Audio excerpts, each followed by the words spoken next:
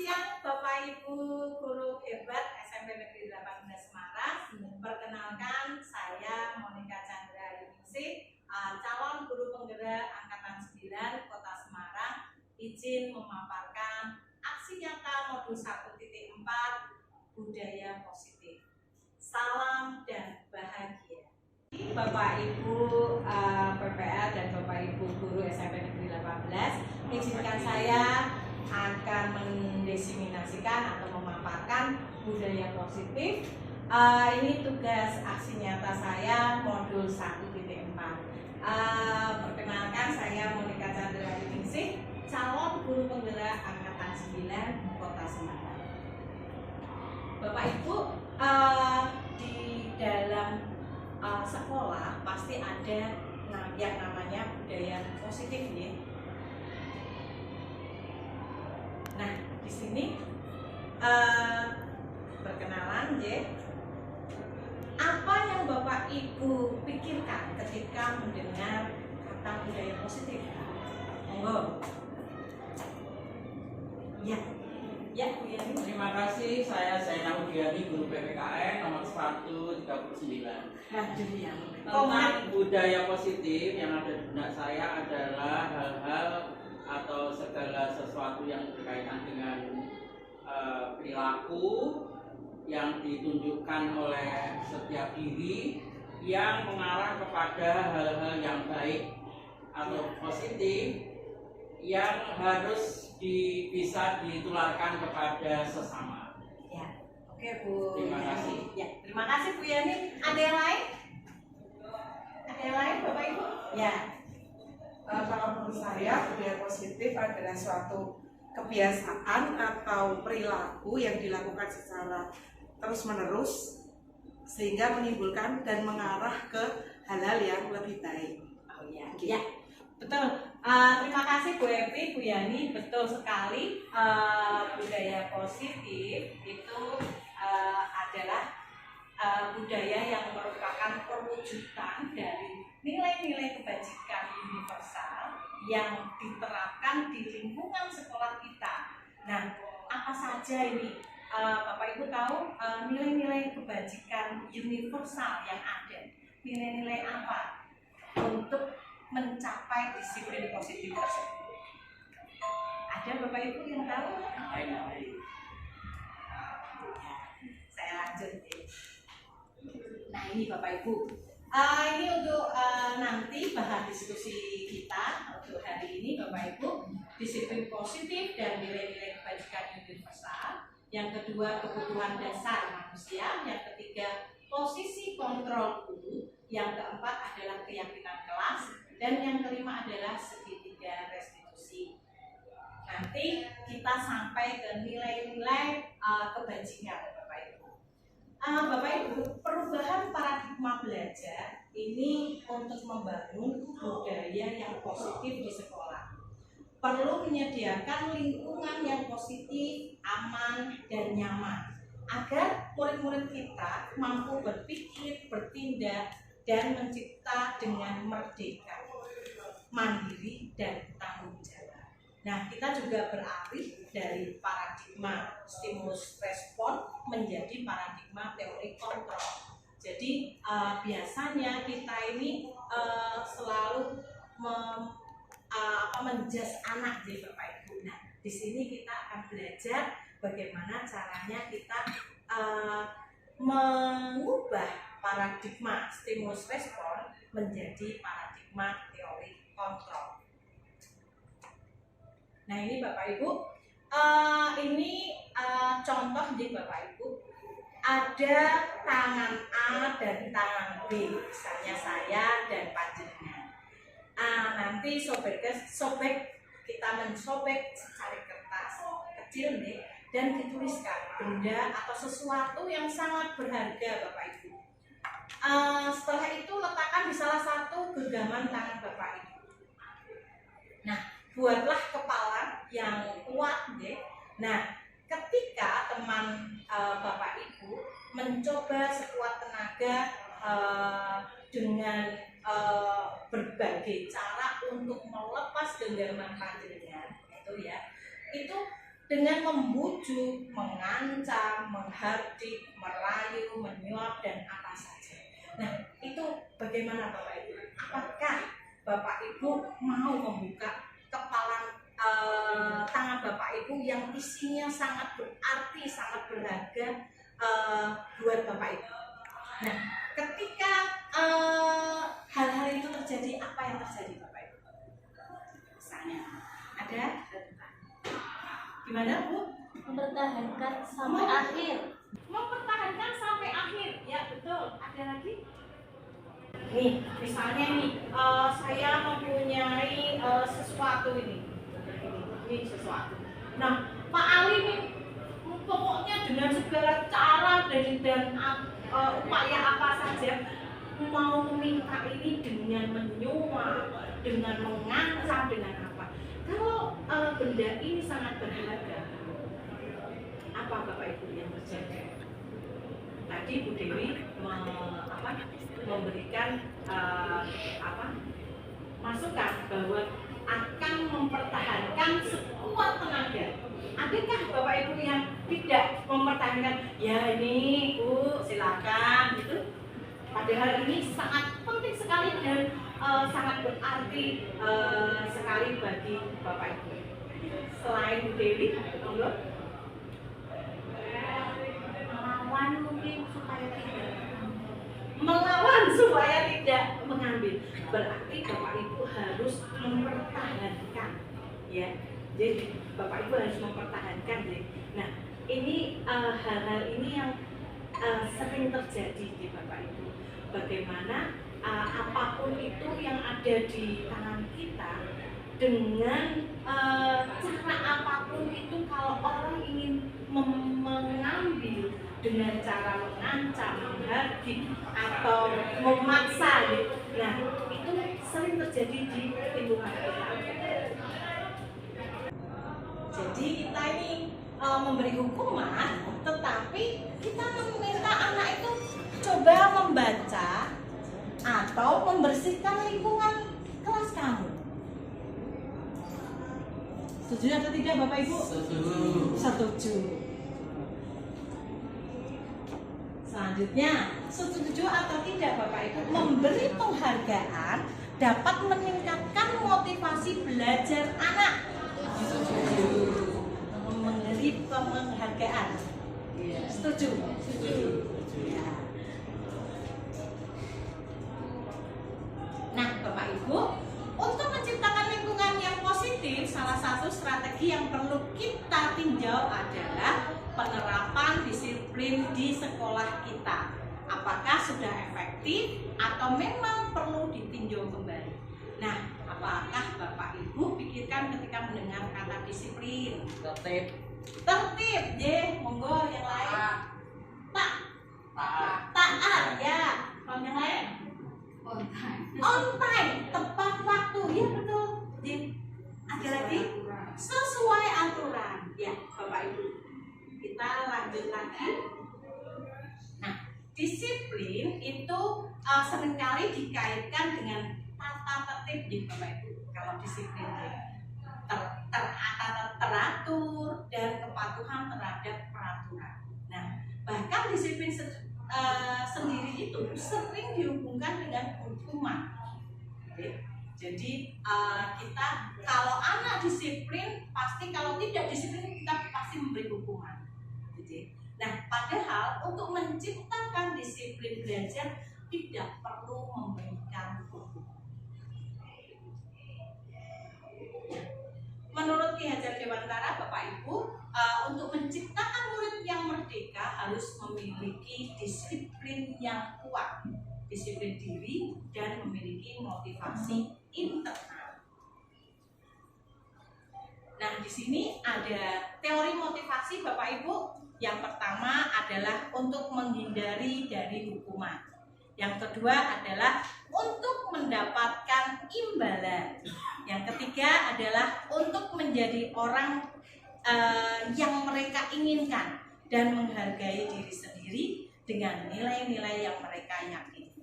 Ini adalah teori motivasi. Nah, Bapak Ibu, di dalam teori motivasi perilaku manusia ini ada motivasi eksternal dan ada motivasi internal, Bapak Ibu.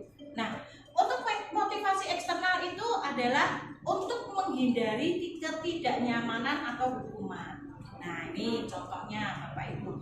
Apa yang akan terjadi apabila saya melakukannya? Ini motivasi eksternal. Terus yang kedua adalah untuk mendapatkan imbalan dari orang lain atau institusi. Contohnya, apa yang akan saya dapatkan apabila saya melakukannya? Nih, saya mau mengikuti nih, tapi imbalannya apa ini? Nah, itu motivasi eksternal. Motivasi internal atau menuju ke tujuan disiplin positif ini untuk menghargai diri sendiri. Nah, ini contohnya, saya akan menjadi orang yang seperti apa bila saya melakukannya. Jadi kalau saya melakukan itu, manfaat dari saya itu apa? Jadi paradigma ini kita harus pahami. Nah, Bapak Ibu, menurut Ki Hajar Dewantara, merdeka itu apa? Merdeka itu artinya tidak hanya terlepas dari perintah, akan tetapi juga cakap buat memerintah diri sendiri. Ini Ki Hajar Dewantara. Nah, ini Bapak Ibu, dihukum oleh penghargaan, bahwa penghargaan itu berlaku sama dengan hukuman dalam arti meminta atau membujuk seseorang melakukan sesuatu untuk memenuhi suatu tujuan dari orang-orang yang meminta atau membujuk tersebut. Nah, dorongan eksternal dan akan ada faktor ketergantungannya itu ada beberapa dampak dari pemberian penghargaan tersebut. Nah, ini Bapak Ibu, pengaruh jangka pendek dan jangka panjang. Penghargaan menghukum, penghargaan mengurangi ketepatan, penghargaan tidak efektif, penghargaan merusak hubungan. Nah, ini Bapak Ibu nanti bisa dilanjutkan adalah penghargaan itu menurunkan kualitas, penghargaan mematikan kreativitas, dan penghargaan itu mengurangi motivasi intrinsik. Jadi ketika kita meminta bantuan dan kita memberi penghargaan, tapi seperti tadi itu kadang-kala ada sisi positif dan negatif. Jadi kita harus melihat kapan kita akan memberikan penghargaan kepada murid kita.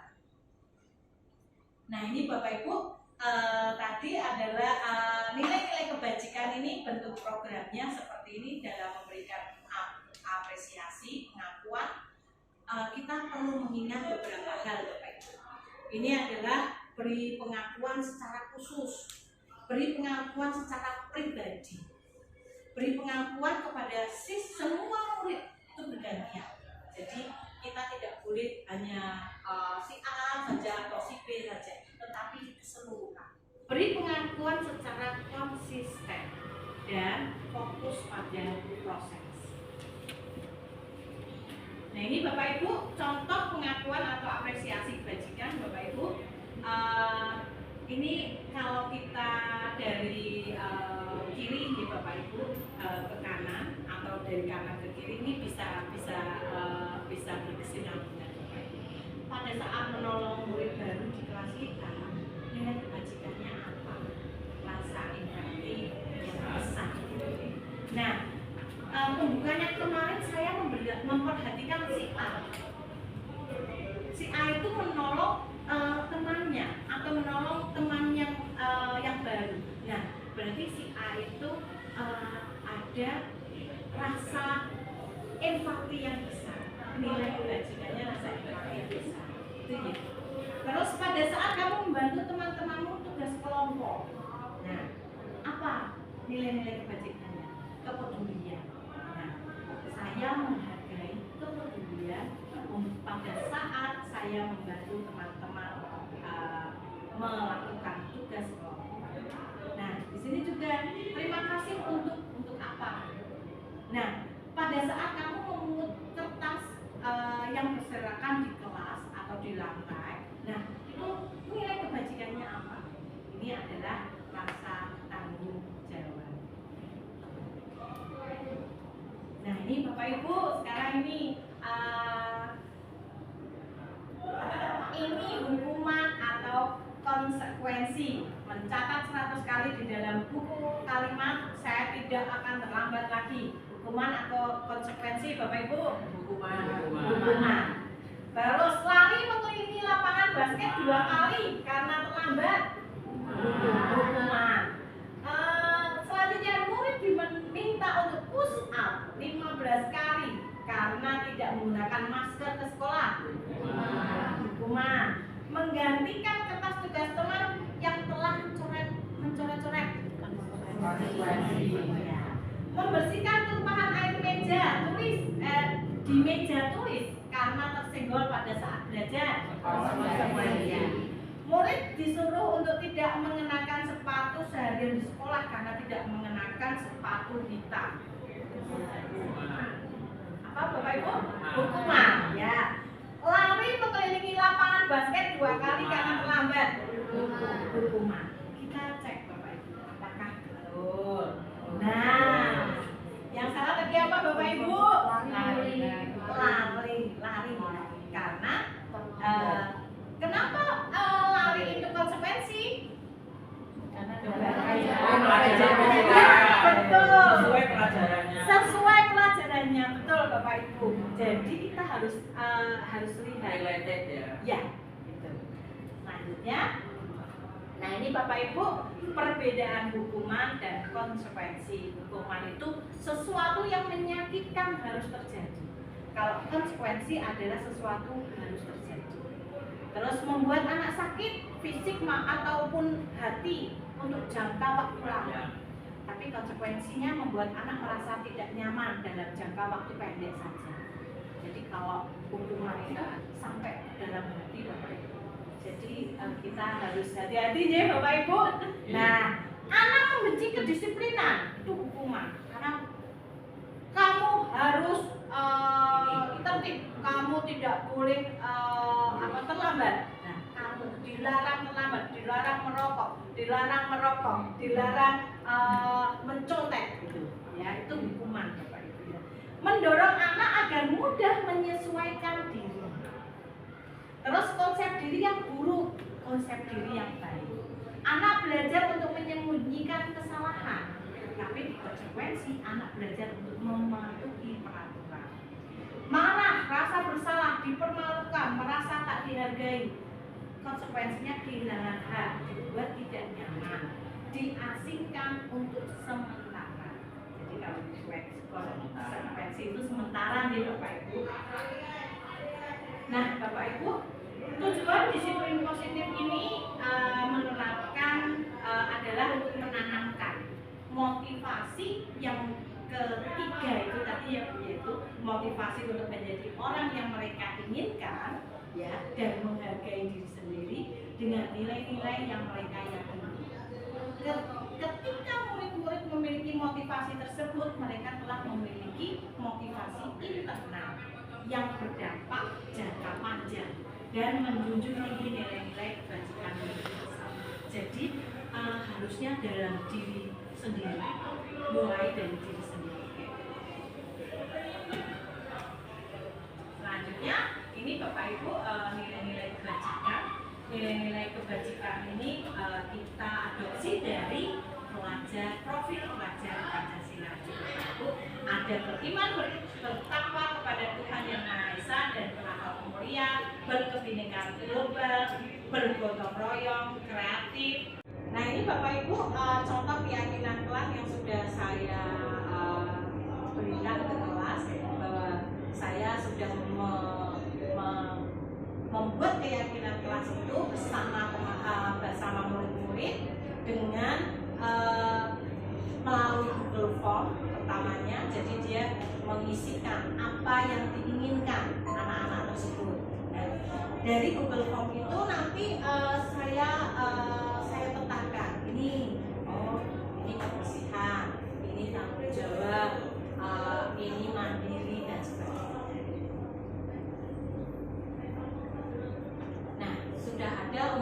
juga dari siswa Bapak Ibu bahwa mereka sangat setuju sekali ketika kita bersama-sama melakukan keyakinan keras tersebut. Ini umpan balik dari siswa nih Bapak Ibu. Nah, selanjutnya adalah segitiga restitusi. Ini yang terakhir nih Bapak Ibu. Restitusi adalah proses menciptakan kondisi bagi murid untuk memperbaiki kesalahan mereka, sehingga mereka bisa kembali pada kelompok mereka dengan karakter yang kuat. Ini menurut dosen Bapak Ibu tahun 2004. Nah Bapak Ibu, segitiga restitusi ini bentuknya seperti ini Bapak Ibu. Nah langkahnya itu adalah satu, menstabilkan identitas. Yang kedua adalah validasi tindakan yang salah. Yang ketiga adalah menanyakan keyakinan. Nah Bapak Ibu, menstabilkan identitas ini setiap orang pasti pernah melakukan kesalahan. Ya, gitu ya. Kita harus menstabilkan dulu. Kamu bukan satu-satunya yang pernah melakukan ini, nah. Jadi setiap orang itu pasti ya. Jadi kita menetralkan. Setelah kita menetralkan atau menstabilkan, kita baru memvalidasi tindakan yang salah. Kamu tentu punya alasan mengapa kamu melakukan pelanggaran tersebut. Misalnya seperti itu. Adakah cara yang lebih efektif untuk mendapatkan apa yang kamu butuhkan? Nah, itu validasi tindakan yang salah. Setelah kita memvalidasi, kita harus menanyakan keyakinannya. Keyakinan keras apa yang telah kita sepakati ketika kalian atau ketika kamu melanggar peraturan. Mandiri dan bernalar kritis. Selanjutnya, Bapak Ibu, di sini ada kebutuhan dasar manusia, Bapak Ibu. Yang pertama adalah bertahan hidup. Nah, kebutuhan memperoleh kesehatan, rumah, dan makanan. Yang kedua adalah kasih sayang dan rasa diterima. Kebutuhan untuk diterima. Jadi ini kebutuhan dasarnya. Penguasaan, kebutuhan pengakuan atau kemampuan. Yang keempat adalah kebebasan, kebutuhan akan pilihan ini saya mau kemana, mau apa. Kesenangan, kebutuhan untuk merasa senang. Jadi kebutuhan dasar manusia ini memang kita harus memenuhi di Bapak Ibu supaya kita bisa bahagia. Karena kalau kesenangannya tidak terpenuhi, nanti juga tidak bahagia. Tidak bahagia. Timpang ya Bapak Ibu. Dan Bapak Ibu, di sini selanjutnya adalah posisi kontrol guru. Nah ini Bapak Ibu yang paling penting sekali. Posisi kontrol guru itu ada beberapa Bapak Ibu. Yang pertama adalah penghukum. Guru yang sukanya menghukum, ya, menggunakan hukuman fisik maupun verbal. Jadi Bapak Ibu hati-hati. Sekarang itu penghukum itu tidak hanya fisik saja, verbal gini sedikit tapi sakit sekali. Itu jangka panjangnya itu kasihan untuk anak didik kita. Contohnya seperti ini Bapak Ibu, patuhi aturan saya atau awas. Guru seperti ini senantiasa percaya hanya ada satu cara agar pembelajaran bisa berhasil, yaitu caranya guru tersebut.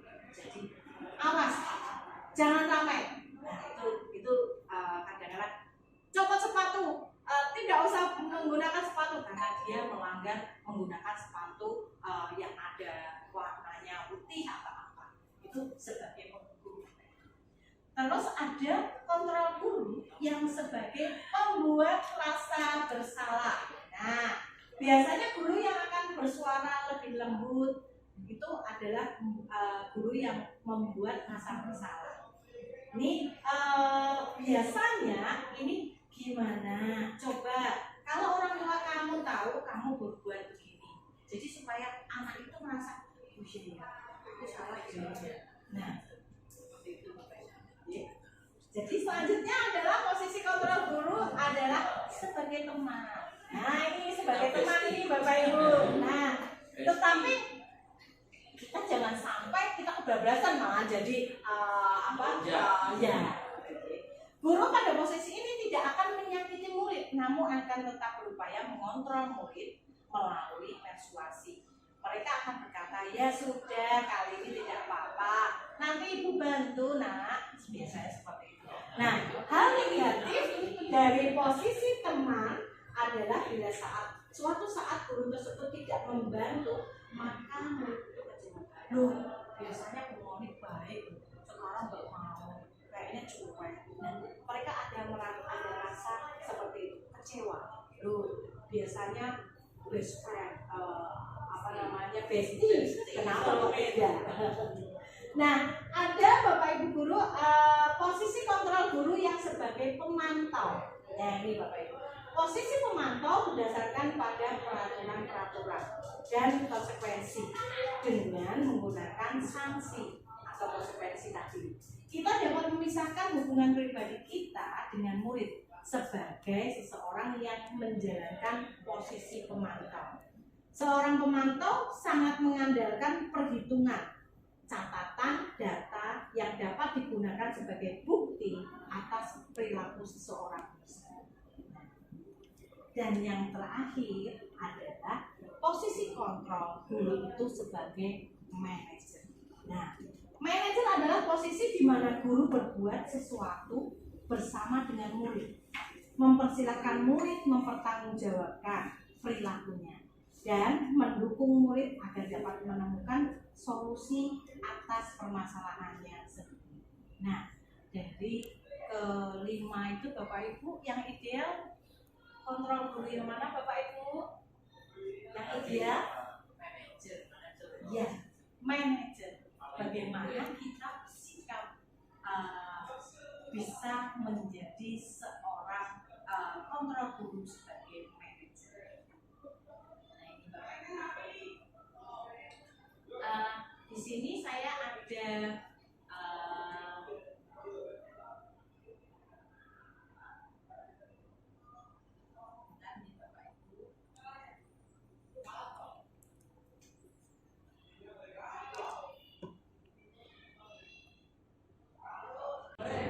Berikan alasanmu kenapa kamu mencintaiku.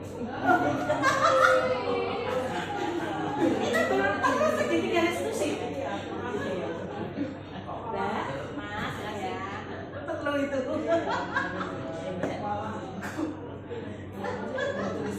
Kartu water listen.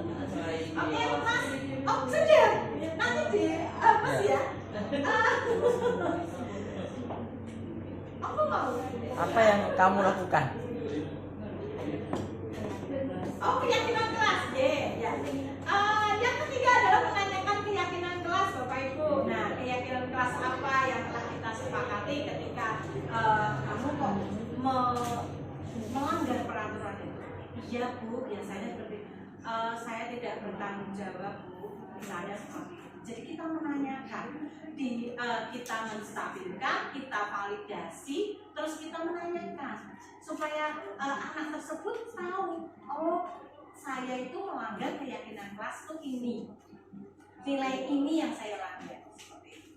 Kamu ingin menjadi orang yang seperti apa? Nah, solusinya apa ketika kalian sudah melakukan kesalahan? Misalnya seperti itu Pak. Jadi dia yang menyebutkan, ya Bu, saya tidak akan tidur malam lagi ketika besok sekolah karena saya sering scroll TikTok, misalnya seperti itu. Karena terus dia di sekolah atau di kelas dia ngantuk Bapak Ibu. Nah, kantuk itu kita harus panggil dari hati ke hati. Nah, setelah itu solusinya apa? Ya Bu, saya minta maaf, saya akan minta maaf dan saya akan mengerjakan tugas yang sudah terlambat itu, dan besok saya akan mengumpulkan. Jadi dia sendiri, dari dirinya sendiri yang ingin dimunculkan. Itu Bapak Ibu. Keinginan siswa sendiri, gitu ya Bapak Ibu. Nah ini menstabilkan identitas. Bagian dasar dari segitiga tujuan untuk mengubah identitas anak dari orang yang gagal karena melakukan kesalahan menjadi orang yang sukses. Anak yang melanggar peraturan karena adalah anak yang sedang mengalami kegagalan. Dia mencoba untuk memenuhi kebutuhan dasarnya, namun ada benturan. Biasanya kita juga tidak bisa menyalahkan ya Bapak Ibu. Kalau kita mengkritik dia, maka kita akan tetap membuatnya dalam posisi gagal. Kalau kita ingin ia menjadi reflektif, maka kita harus meyakinkan si anak tersebut. Jadi kita harus menstabilkan identitasnya dulu. Nah ini contohnya, berbuat salah itu wajar. Nah, tidak ada manusia yang sempurna. Aku sering ngomong gitu loh. Iya ya Bapak Ibu ya. Nah, itu perlu ditingkatkan lagi dan dipertahankan ya Bu. Berani mencoba. Ya, kamu berhak merasa seperti itu. Jadi kita tidak langsung kamu nakal ya? Kamu harus begini tidak. Kita harus menstabilkan dulu supaya dia merasa tidak terhakimi. Selanjutnya adalah validasi tindakan yang salah Bapak Ibu. Restitusi tidak menyarankan guru bicara ke murid bahwa melanggar aturan adalah sikap yang baik. Tapi dalam restitusi guru harus memahami alasannya dan paham bahwa setiap orang pasti akan melakukan yang terbaik di waktu yang terbaik. Sebuah pelanggaran atau aturan seringkali memenuhi kebutuhan anak dan penguasaan atau power, walaupun seringkali bertabrakan dengan kebutuhan yang lain, yaitu kebutuhan akan kasih sayang dan rasa diterima. Nah, kalau kita tolak anak yang sedang berbuat salah Bapak Ibu, dia akan tetap menjadi bagian dari masalah tersebut. Namun, bila kita memahami alasannya melakukan sesuatu, maka dia akan merasa dibantu. Kenapa kamu melakukan ini? Kenapa kamu melanggar? Alasannya apa? Nah, itu adalah validasi tindakan yang salah. Ini contoh kata-katanya. Kamu pasti punya alasan nih, kenapa melakukan hal itu. Padahal kamu bisa melakukan yang lebih buruk dari ini ya. Terus kamu patut bangga karena telah melindungi sesuatu yang penting darimu. Kamu melakukan karena mempertahankan sesuatu yang penting bagimu ya. Iya Bu, saya diejek. Orang tua saya diajak saya kan mempertahankan nama keluarga saya Bu, misalnya seperti itu. Nah, terus alasannya apa? Iya karena saya karena saya merasa tersinggung Bu, misalnya seperti itu. Kita mau validasi. Ya. Nah, tapi Bapak Ibu setelah kita menstabilkan memvalidasi, kita harus menanyakan keyakinan yang sudah dibuat. Teori kontrol ini menyatakan bahwa kita pada dasarnya termotivasi secara internal. Iya, Bapak Ibu.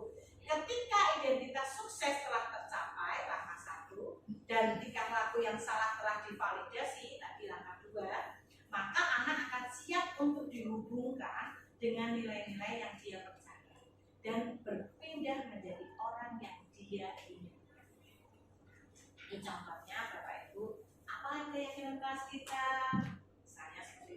Terus nilai-nilai apa yang telah disepakati bersama? Seperti apa gambaran sebuah kelas yang ideal menurut kamu? Kok kamu melakukan seperti itu? Kamu ingin menjadi orang seperti apa? Apa solusinya sekarang ketika kamu sudah melakukan itu? Jadi dia akan muncul motivasi dalam dirinya sendiri. Nah, Bapak Ibu, tujuan akhir kita untuk memberi pembelajaran siswa itu adalah tujuan akhirnya adalah profil pelajar Pancasila.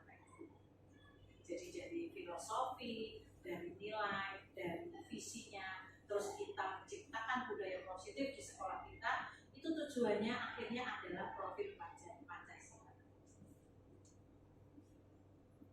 Nah, Bapak Ibu, saya juga sudah pernah melakukan segitiga restitusi Bapak Ibu. Jadi segitiga restitusi ini sudah saya lakukan ya Bapak Ibu. Nah, ini ketika ada siswa yang ini kemarin ada siswa saya namanya Vio. kelas 8A itu ketika pembelajaran saya itu males tidur gini di pojokan. Nah, itu sudah beberapa kali Bapak Ibu. Kenapa ya? Terus hari berikutnya saya panggil ketika istirahat kedua, karena istirahat kedua panjang ya Bapak Ibu. Yuk ke ruang labnya Bu Moni, kenapa? Terus saya tanya, saya menstabilkan dulu Bapak Ibu. Vio, kamu tahu dipanggil Bu Moni kenapa? Tahu Bu, karena saya tidak mengerjakan tugas. Memang Bapak Ibu dia tidak mengerjakan tugas Bapak Ibu. Jadi due date-nya itu sampai jam 5 sore Bapak Ibu, tetapi sampai 2 hari dia tidak mengerjakan tugas. Nah, terus kenapa kamu kok tidak mengerjakan tugas? Ya Bu, saya mengantuk ketika pelajarannya Bu Moni, jadi saya tidur. Tapi tidurnya tidur ya Bapak Ibu, malas-malasan gitu loh Bapak Ibu. Nah, kenapa kamu kok ngantuk? Saya ya Bu, saya main TikTok, scroll TikTok sampai jam 1 malam. Nah, waduh, ini. Nah, kamu kok seperti iya Bu? Karena seperti itu saya terus mengantuk. Nah, terus saya, kamu tahu bahwa apa yang kamu lakukan itu salah. Dia tahu. Nah, keyakinan apa yang sudah kamu langgar di sini? Ya Bu, saya tidak melakukan itu. Nah, setelah itu dia merasa bahwa saya salah, tapi saya tidak dihukum atau diberi dimarahin. Tetapi kok Bu Moni memberikan pertanyaan-pertanyaan yang nantinya dia menjawab sendiri solusi yang nanti akan didapatkannya dari perbuatannya. Jadi dia minta maaf ke Bu Moni, terus dia akan berjanji tidak akan scroll TikTok malam-malam sampai jam 1. Terus dia berjanji akan mengirim tugas sampai jam 5 sore. Nah, seperti itu kita berikan penghargaan Bapak Ibu. Terima kasih Vio, kamu sudah tahu apa yang harus kamu lakukan. Semoga kamu menjadi anak yang lebih rajin lagi. Nah, kita harus memberikan seperti itu. Nah, terus ada lagi ini Keisha yang tidak mengikuti ekstra kurikuler Bapak Ibu. Nah, karena dia diajak orang tuanya itu ke Malang Bapak Ibu. Jadi kamu nggak usah ekstra, tapi kamu ikut ayah ke Malang, kita piknik. Nah, tetapi salahnya apa? Salahnya Keisha ini tidak izin ke pembinanya. Nah, ini Bapak Ibu. Nah, hal-hal yang kecil seperti itu kita harus melakukan segitiga restitusi. Ini Bapak Ibu untuk paparan saya, kesimpulannya Bapak Ibu. Di sini kesimpulannya bisa mengatasi. Ini kesimpulan yang saya